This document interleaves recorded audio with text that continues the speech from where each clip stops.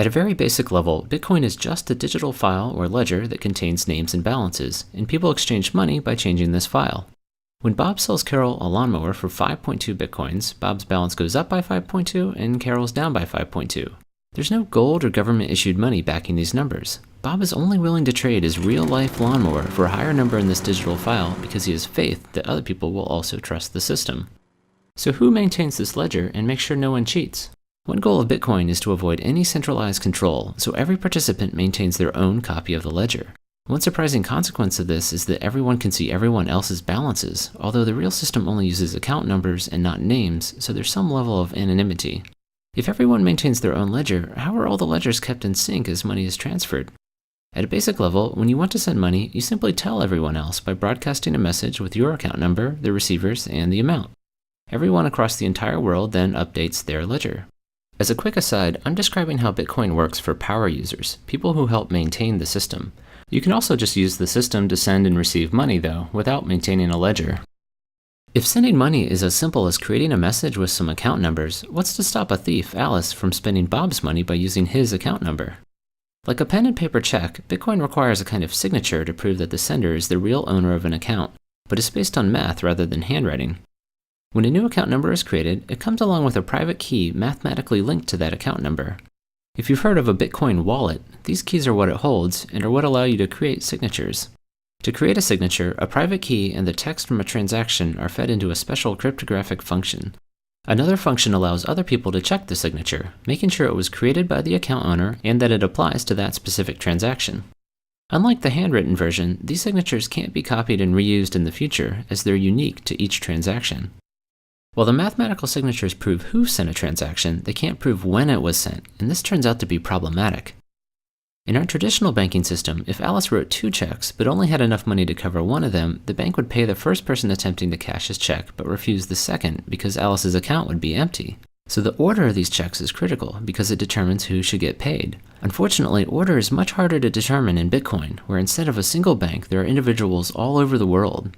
Network delays might cause transactions to arrive in different orders in different places, and fraudsters could lie about timestamps. 2 recipients might both think their transaction is first and ship a product, effectively allowing Alice to spend money twice. Bitcoin prevents this by providing a way for the entire world to decide on transaction order. As new transactions are created, they go into a pool of pending transactions, and from here they'll be sorted into a giant chain that locks in their order. To select which transaction is next, a kind of mathematical lottery is held.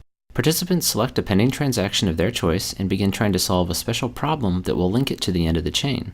The first person to find a solution wins and gets to have their transaction selected as next in the chain. So what's this linking problem? It's based on a special function called a cryptographic hash. As scary as this sounds, it just mixes up its inputs and spits out a number, but it's special because it's irreversible. There's no easy way to start with an output and then find an input that generates it other than by making lots of guesses. And this is literally what people are doing in Bitcoin, feeding this function random numbers until the output meets certain criteria. Besides a random guess, you also input a transaction from the pending pool and chain, which is where the linking part comes in. So the lottery provides a way for the entire world to decide which transaction is next, but the math behind it also helps ensure everyone agrees about past transactions too.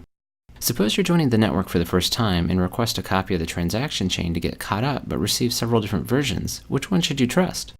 Ideally, you would trust the one that the majority of people are using, but determining this on the internet is difficult. What would stop a single person from voting millions of times? Bitcoin prevents this by requiring people to solve math problems to vote. This causes each vote to have a cost in computing power, making it unlikely that a single person or group could ever afford to outvote or outcompute the majority of users. The transaction ordering process described before actually provides the voting system. Part of the input to the linking problem is a transaction from the end of a chain, so each guess is effectively a vote for that chain. But how are all the votes tallied?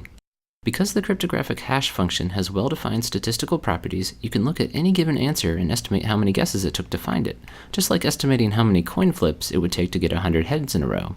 So the links in a chain not only put transactions in order, but also act as an effective vote tally, making it easy to see which chain most people are using. Finally, how does money get created? Every time someone wins the lottery to pick the next transaction in the chain, new bitcoins are created out of thin air and awarded to their account. Solving these problems is commonly called mining, as this is how money enters the system, but the main purpose of the math is to make sure everyone's ledgers agree. The math simply provides a convenient way to randomly distribute money into the world. In fact, sometime around 2140, no more money will be created and participants will only be paid from fees added on to transactions.